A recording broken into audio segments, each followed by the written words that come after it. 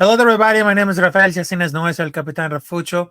And of course, welcome to another special episode of Let Them Speak, which is a show we're going to talk about for specific topics that it must be had to go for dentents. And of course, we're just to move on for what's viral, what's not.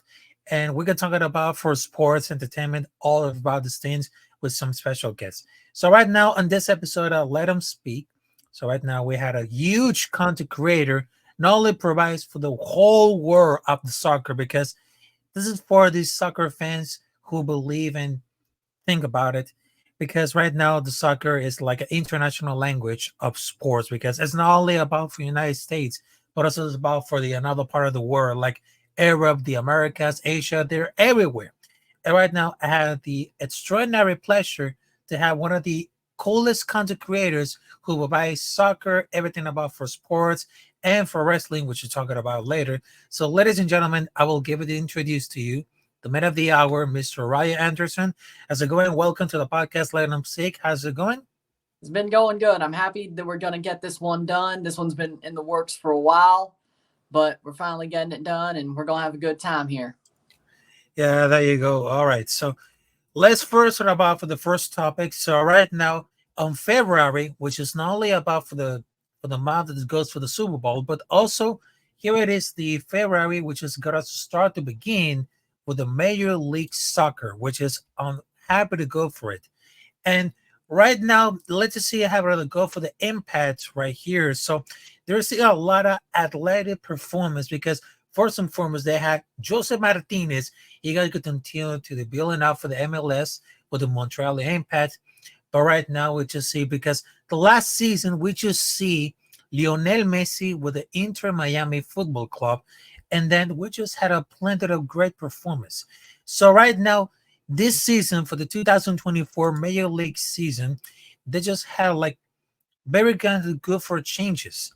But right now, let's just see for like the last season because everybody thought that Inter Miami is gonna have the next big thing. But right now, the MLS Cup had to go for the Columbus Crew, and then they have to go for the Cincinnati, the Houston Dynamo.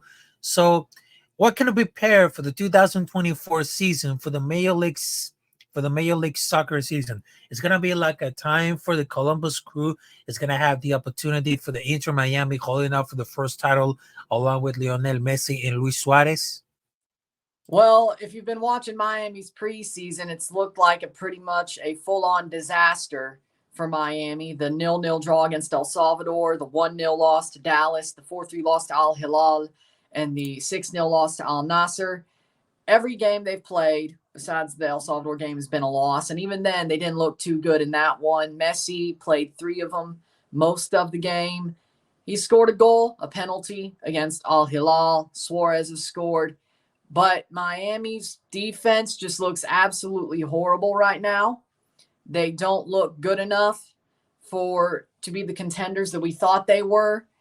And Columbus right now looks like the favorite to repeat as MLS Cup champions because Columbus has still kept going, kept building. Miami, who we thought were the favorites going into the season, they don't look like that team right now, whether it's Champions Cup, whether it's MLS, whether it's Leagues Cup. And then you also have the discussion of does Messi play the Olympics if Argentina gets there instead of the Leagues Cup? So that could really change things for Miami as well. But Messi is the guy that Miami works through. And even then, it seems like the league is starting to figure him out. It seems like other teams are starting to figure him out and how to play Miami and how to play them and win against Miami. And Messi hit the ground running, but it's kind of like Bernadeschi in 2023 with TFC. He hit the ground running in 22, but man got found out quick and it got really bad and the production wasn't there. So I feel like Messi's in that same situation. Suarez is just not there anymore, even though he scored a lot of goals with Grêmio. It doesn't look like Suarez has that final ball, and it looks like his knee. He can't really overcome it anymore. Julian Gressel, he's a Tata Martino signing, but it doesn't look like that's really working out well so far. Benjamin Kromowski is going to be out for 3 months due to a sports hernia, which you don't like that. Facundo Frias also tore his ACL. So when it comes to Miami, they've got a lot of questions and not a lot of answers. And I will say it's panic time. And if they don't win by 6 in the morning at 2 o'clock when they play Hong Kong, which is this being recorded before that, if they don't win 6-0, there's truly time to hit the panic button for Miami. So that's what I see there. Okay. So I just figured it out that, well, the impact that the MLS has going through for all those decades, because in some point the international soccer has between one of the international languages that were the king for the United States, also for the world. And speaking about that, because not only in the United States, they just had a one big important sport, which is the American football, which is the NFL. In other countries in the world, they just had a huge impact for the soccer, which not only includes from Spain for La Liga, also for Germany as the Bundesliga, the Premier League, and England. Also, they got a Brasileirao in South America, Argentina. So, can you tell us about the impact of the soccer providing like an international sport during the last 10 years? Because during that decade, we just see like a very clash for the titans between Cristiano Ronaldo versus Lionel Messi. Also, they just got Kylian Mbappe versus Erling Haaland. And of course, the impact of the Major League Soccer have become like a huge revenue after Lionel Messi take over by Storm by the Inter Miami. It just took over the social media, the tickets, the marketing. I mean, that was just like crazy. So, how do you feel about the impact of the soccer? The international soccer has been like a great impact during the last 5, 10 years around the world. I like the impact of how this sport is growing. It isn't just a Italian or English sport anymore. Everybody is getting their piece of the pie. Japan, of course, even though they just got knocked out of the Asian Cup, they did well at the World Cup. It looks like Japan is a very big player, or at least looks to be a big player in the world game. MLS is starting to get the respect that I would say it deserves, but it's growing very exponentially, the MLS. And also, of course, you see Saudi Arabia putting all their money into football. You could say to sports wash, but it's like the Chinese Super League. Saudi Arabia wants to build their sport, and they are getting all these big players who a lot of them are starting to not want to be there, but Cristiano will still be there. So there you go. But again, all these leagues that aren't England or Italy are really being built up. National teams are being built up. African football is really underrated. I have to say, African football is amazing to watch. If you watch the AFCON, it's been the craziest tournament in a while, and it's a very underrated tournament. So African football is growing.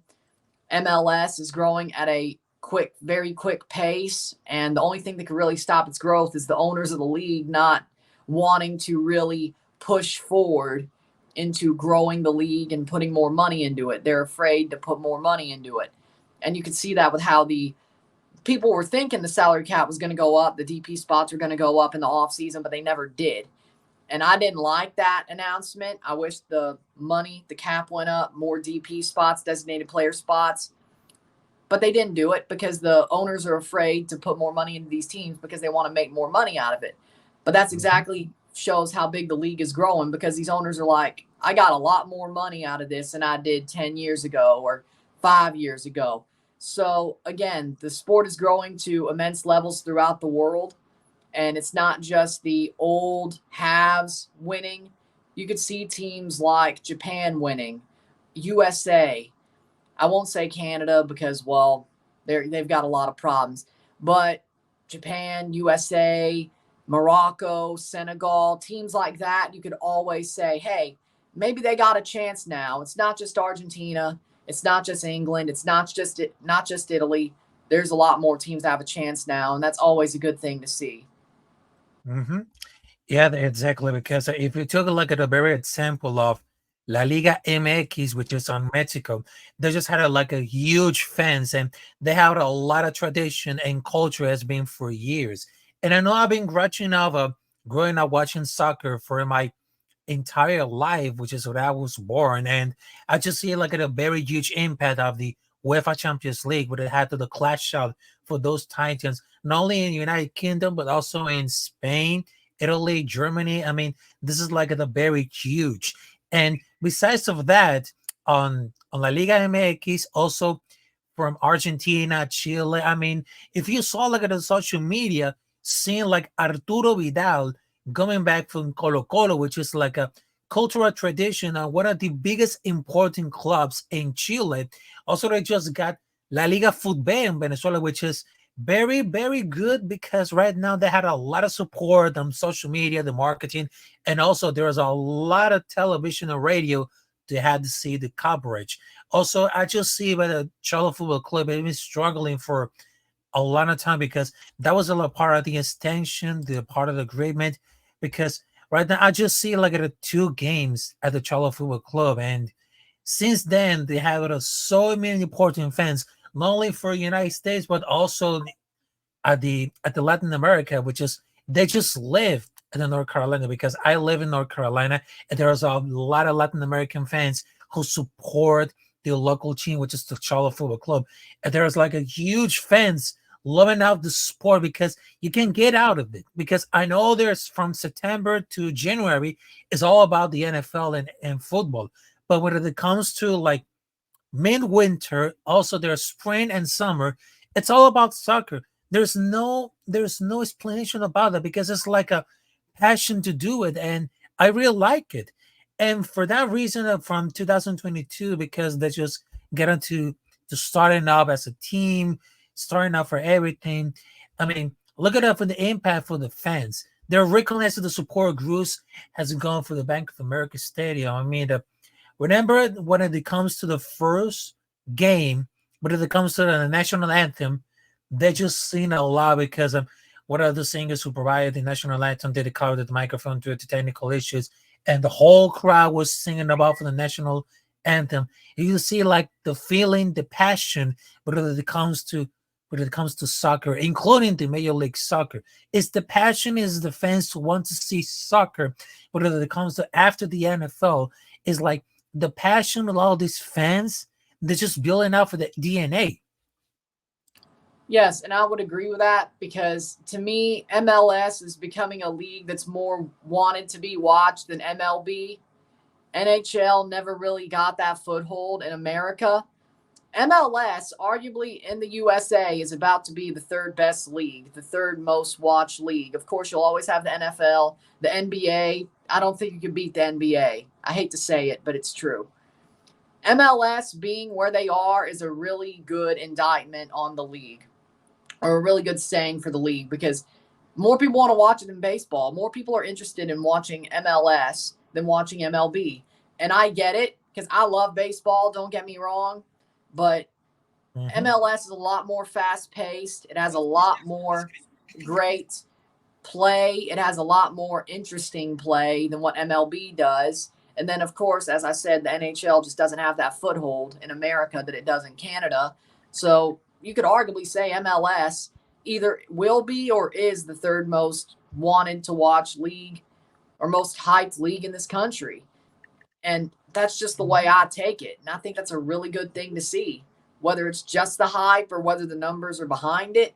There's a reason they got that Apple deal, and Garber was smart enough to do it, because if you look at how the RSNs, the regional sports networks, are going down, MLS would have been embroiled in that if they didn't go straight to Apple. So again, I think they made an amazing choice with that. And everything's going to go to streaming anyway. MLS was the first one to say, you know what, might as well. And I thought it was a genius move too. Yeah, exactly. And I know for a fact because the whole impact has been building out because over the last years we just see soccer for entire on cable. But right now the straight move is going out to streaming, which is for example, right now the MLS games, the Major League Soccer has a very huge contract for during 10 years for the Apple TV. And then on the platform on Peacock, which is on NBC, they just show up not only the FIFA World Cup in English and Spanish, but also they just had the Premier League, which is on Saturdays, Sunday mornings. I know their English at a different sort of time, but I mean, those are very huge because they're transferring out from cable TV to streaming. I mean, this is like a big huge. And right now, let's just move on for another topic, which is talking about for soccer. So right now, after the Royal Rumble, let's get head out for the road of WrestleMania, because we all just saw that what just happened between all the shows on Raw and SmackDown. So I got a question for you before WrestleMania. Do you think that Cody Rhodes could finish the story? Because we just remember 1 year ago when Cody Rhodes lost the title against Roman Reigns, and we just see like Cody Rhodes will never disappoint for the fans to build it up and finish the story. So the question is, will Cody Rhodes finish up the story and make it big at WrestleMania number 40, which is on Philadelphia, Pennsylvania, home of the Freedom, home of the Eagles? So can he build it out for the end of the story and make it big at the WrestleMania? Well, if you watched the promo on SmackDown last night or whenever this comes out, the last SmackDown, Yeah. Rock came out there and Cody was like, I'm not coming for you at WrestleMania, but I know somebody who knows you well who will. And then Rock comes out, which as long as Cody has the title match at Elimination Chamber and wins the title there, I won't be as mad about it. But to me, bringing in Rock the politicking way he came in and then still having Cody win the Royal Rumble and pointing at Roman and then saying, I want Roman in the press conference. What booking decision was that? You knew Rock was doing this 3 months ago. You knew Yeah, exactly. 3 months ago because he had to clear a schedule for it. So you're telling me he didn't just choose to do this 2 days ago after Punk blew out his tricep. You're telling me that he just said, oh, I'll be the head of the table at the promo with Jinder on day one just because he wanted to. Is that what you're telling me? Yeah, no, I don't believe that for 1 second. So Cody just got made to look weak, absolutely weak, by handing a spot off to Rock after winning the Royal Rumble. And maybe him winning the Rumble again was a audible because Punk got hurt. But even then, it still doesn't make sense because who was number 30? Sami Zayn, not The Rock. If we could have went with Rock Roman, you could have just let Rock win the Rumble again. But no, they had to do it in this politicky, weak way to make Cody look bad. You threw away 2 years of story just to let The Rock get one over on his cousin. And then I'm hearing Rock wants to win that match. What? So you're going to end the reign by having Roman lose to The Rock. Wow. 2-3 years of this. Yeah, no, I don't like it. I'm sorry. I don't like it. And Punk's injury didn't change any of this. I don't believe that for 1 second. Yeah, Cody might be facing Seth instead of Punk. That might have changed, but I don't think the Rock thing changed. I'm not happy with this at all. Like, they're basically making everybody who was invested in this story for 3 years since Roman came back at Payback and won the Universal title. They're making everybody look stupid for wanting to see this story finished with a logical conclusion. And you could say, what about the bloodline? Well, here's a better idea. Rock helps Cody win at WrestleMania. Roman loses the bloodline to Rock at SummerSlam. That makes a lot more sense. Or Yeah, exactly. Mania. That makes a lot more sense. But no. So I'm not happy where this is going. Like, Rock can't even, he got gas cutting a promo on day one. You think he's going to wrestle a good match with Roman? You're out of your mind. Simple. Simple. Yeah. I mean, I agree with you because there's a lot of fans, millions of fans. They want to see Cody Rhodes finish off a story about for WrestleMania number 30 because remember the last time he just got beat up against Roman Reigns for the Universal Undisputed Title champ, and then we just seeing like a lot of deja vu. Remember when The Rock was just won against John Cena years ago at WrestleMania? We just feel like a lot of deja vu. I mean, it's getting a part of this so bad right now because people really thought that he could finish the story against Roman Reigns, and people will love that. But when it comes to Dwayne Johnson as known as The Rock, I mean, what the heck is going on right there? I mean, I don't know what's happening because I don't understand why the people are seeing like a fastest prime Rock versus Roman. I mean, we should know how to go for it because they literally just had her the biggest baby face win the Rumble 2 in a row. Right. The fourth person to head to go with who wanted to show it up. I mean, you had to like Roman Reigns versus The Rock. I mean, that's not a good point about it. That's not a good point. And I mean, look at Cody's Rhodes face. I mean, he looks very disappointed. And about the face right now, they say, I want to finish the story so bad because I want to end it so big. Ending so big. I mean, the Royal Rumble mean nothing since choosing a Roman. I mean, Cody was said it's just like the consolation prize for both Seth and Cody to go good away. I mean, what about Damien? What about Damien Priest going out for the Money in the Bank? I mean, the story about for Cody Rhodes versus Roman Reigns, it should be ending at WrestleMania number 40 because the people just wanted. People just wanted. All the fans, they just wanted. They blooded. They're just thirsty. They just wanted thirsty. But right now, during the company, I mean, CM Punk can stay healthy because automatically that gets to the cup fuck. But they also to keep the belt even more longer. I mean, that's happened a lot of times because if you see like a Roman Reigns longest title, everything, I mean, that could be ending not only for WrestleMania but also before. You might be careful about that because we want to see like the reign of Roman Reigns getting ending not only of WrestleMania but also before because it might be like a real surprises right there, but who knows about it? And I hope that Cody Rhodes will finish about the story. So I don't know why they got to choose between The Rock versus Roman Reigns at WrestleMania. It doesn't make any sense. And now they just put on the WrestleMania kickoff in Las Vegas. I don't know if it's got like a promotion and everything, but I don't know. It's going to be a press conference, promotional event. Yeah. But the thing that I hope is WWE has to be seeing all this furor about this decision on the internet. Of course, the fans in this arena is going to pop for Rock no matter what. They pop for him on SmackDown. We know this. But on the internet, everybody's like, we want Cody. Cody got screwed. Why Rock? I hope they look at this and say, hey, we got a big show in Perth in 3 or 4 weeks in February at Elimination Chamber. We'll tell Roman, hey, you have to do this. We'll let Cody push his shot up to Chamber like Cena did when he won the Rumble after he came back from his injury and it was no way out and he faced Orton. We've done this before. Cody pushes up his shot. Rock helps him win the title at Chamber. And then Rock ends the bloodline at Mania. That's what makes the most sense. So if Rock wants his win, it could be not for the title. It's just to end the bloodline. And they could still do he's the head of the table thing. He took it from Roman, but Cody still got the title. That's the way I would do it at this point if I was booking it. But of course, we'll see. I mean, I trust Triple H a little bit more than I do the past leaders of the company. I trust Triple H a little bit more, but we'll see what he does because that's the only thing that makes sense to me is Chamber has to matter, just like Sammy versus Roman last year. Yeah. So. Yeah, exactly. I don't know about this.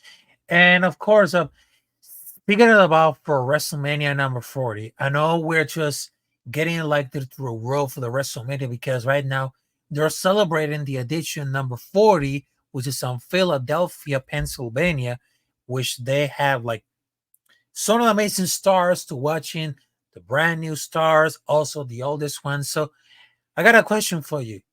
What was the first WrestleMania that you watched it and you enjoy it?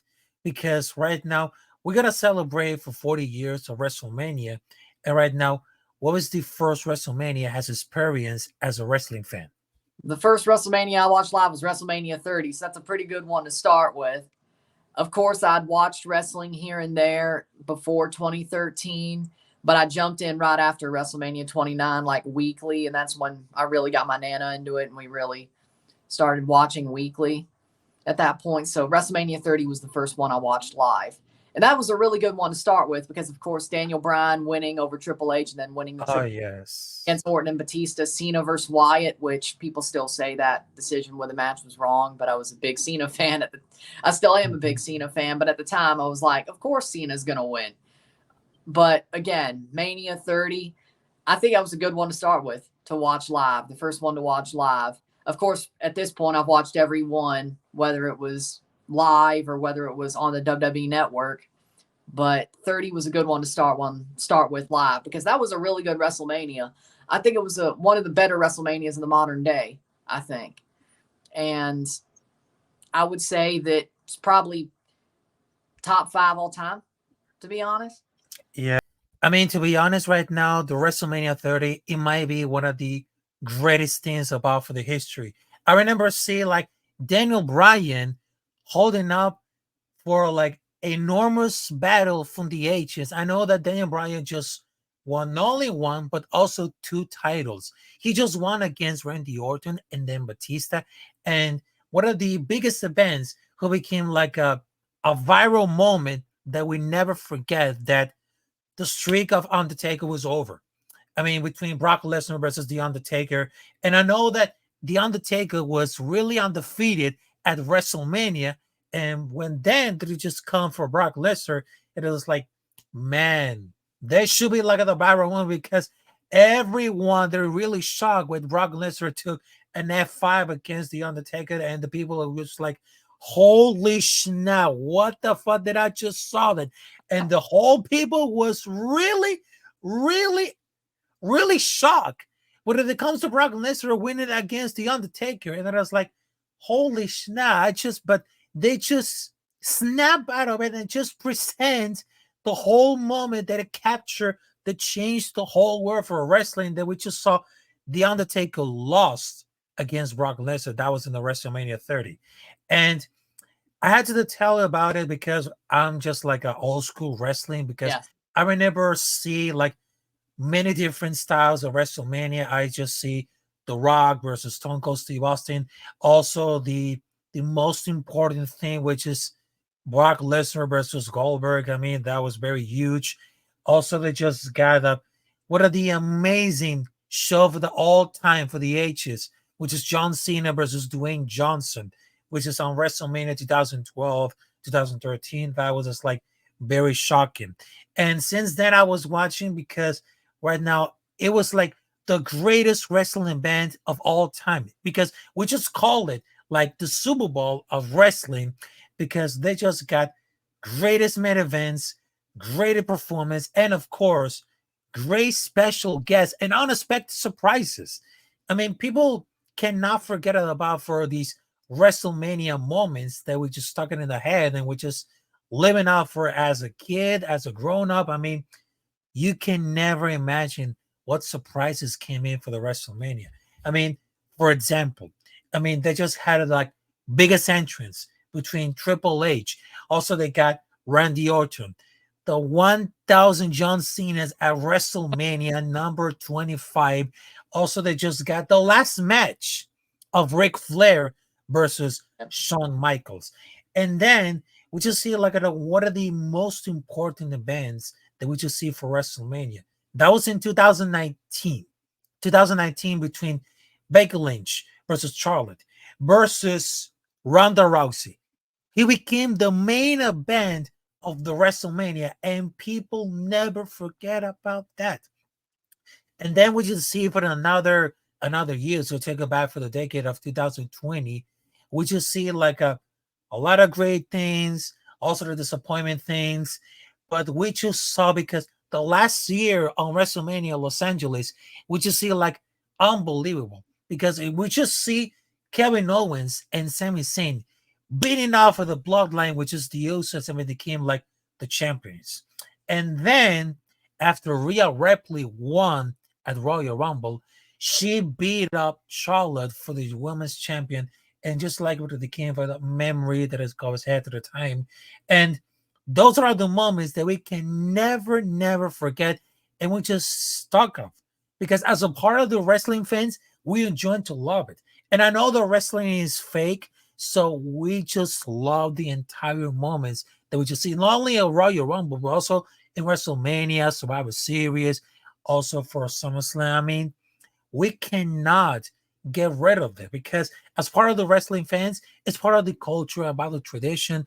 And also I got a Rey Mysterio's match, which is it's like a fun fact. I went through for the SmackDown in Charlotte, North Carolina, and I just wearing a Rey Mysterio's match, and people thought that, oh, this is Rey Mysterio, but people, because I'm a fan, I'm a huge fan of these luchadores from Mexico, the high flying, like Rey Mysterio, also Eddie Guerrero, rest in peace. I mean, you cannot disagree because we just grow up as a good wrestling fans. And of course, we can never disagree on it because if we got a different opinion about what's gonna happen for the wrestling, I don't have any problem because we're just gonna to debate who's gonna be good, who's gonna be bad. I mean, it always happens.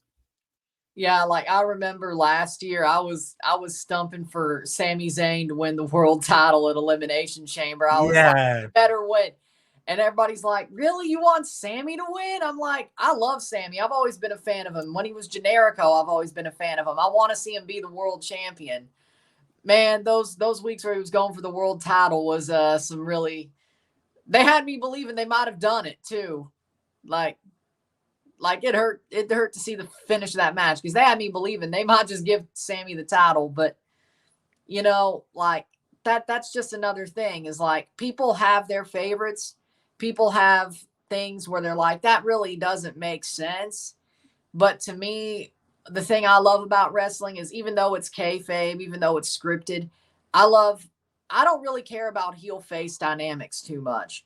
I love the way people work. I love to see the way people work. If I love your work, if I love your promo ability, if I love how you work in the ring, if I love how you work as a wrestler, how it works, that's when I'm a fan of you. I really don't care if you're a heel or face, like Drew McIntyre, right? I love the way Drew works. Always have. Even though he's a tweener now, I wouldn't say he's a heel. I mean, he himself doesn't say he's a heel. But Drew's working a lot more on the heelish side of things now. But again, I've always been a fan of Drew McIntyre because the way he works, he just knows how to take presence in the ring. He wrestles good matches. He could cut good promos. Or a guy like, let's see, I'm trying to think. Like I was a fan of Adrian Neville back when he was still in WWE. oh yes, I remember that. Okay.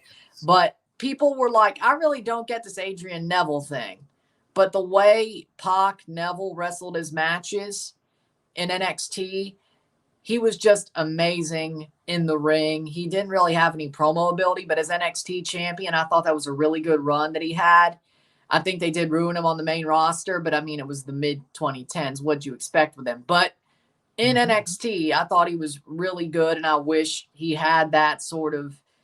King of the Cruiserweights was amazing. I mean, I also have to agree with that. Like when he played King of the Cruiserweights, Neville, that was also amazing as well. And that's when I was like, yep, that's what I wanted to see. But he was basically playing his indie character at that point. But they let him do it, so that was nice. But again, it's just about, to me, the way the wrestlers work. That's what really shows off to me is even if you're a heel, I'm like, damn, they're really good. Or if they're a face, but they don't have the chops, I'm like, really? They're on TV for what reason? Like, let's see, who's trying to think here. Who's somebody that's like that? Somebody who's a face, but Roman when he was a face. I mean, I hate to say Yeah, that was from the beginning. They are just like at the times for NXT back in 2013, yeah. something. But Yeah, when but I remember those days at NXT. They had Heath Slater. They had Bad News Barrett. Also a part of the Nexus, which is like a heel group between yeah, Heath Slater. Also, they got Wade Barrett. Also, they just got Justin Gabriel. Also, they got David Otunga. I mean, those first years for NXT, they became like very popular because we just see like the future of the wrestling. And right now, for since 2013, it became like a weekly show. yeah. We just see like the bright future of the WWE. We just see like Kevin Owens. Also, we just see the impact of Neville. Also, Drew McIntyre. Also, we just see Neville. There's a lot of great talent you're putting in for the NXT, going out for the main roster, which is very incredible. For me, like NXT, like in that mid 2010s, late 2010s era where it was like a lot of indie wrestlers were making their way into the WWE. I really love that. Like NXT was the best show for like 5 years there, especially the takeovers. Nakamura, Bobby Roode, Kevin Owens, Sami Yeah. Zayn, Neville, Tyler Breeze. Like that was some really good stuff. And I'm glad that NXT is sort of going back to that, you know, because the current NXT, like for the past year, I've really like, it kind of feels like 2014 NXT, you know? It kind of feels like that vibe once again with like Trick Williams, Lyra Valkyria, those wrestlers. I'm like, yeah, it feels like the NXT that I grew up loving, the current NXT, because Trick Williams is awesome. Like he's gonna be exactly. top guy. Like there's no way he isn't. Like Trick Williams is him. I think he's better than Carmelo. Seriously. Yeah, exactly. Yeah, but I mean, there's a lot of stuff that go for it, but because we're gonna wrap it all, then it's been like a great, amazing chat, a great conversation with you, right, Edison? So, okay, so last thoughts and where the people can find you on the social media to see an amazing like commentary about the soccer around the world, also for wrestling. Also, where can we find you on the social media, Mr. Ryan Anderson? Check out my YouTube, of course. Just look up Ryan Anderson at Ryan Anderson 27. It'll be there on the YouTube search. Look up any Miami games. I've been covering them all since Messi got over. But yeah, go check out my channel. Hopefully it's linked in the description as well. And yeah, check out the channel. There's a lot of streams for Champions Cup. We did Asian Cup. We just finished covering that because Japan lost, of course. Covered AFCON, covered the NFL playoffs. Of course, Champions Cup is starting soon. We'll have the MLS starting soon. We'll have some Liga MX to pop up as well because I'm still going to do more of that because people wanted me to do more of that on Sundays and stuff.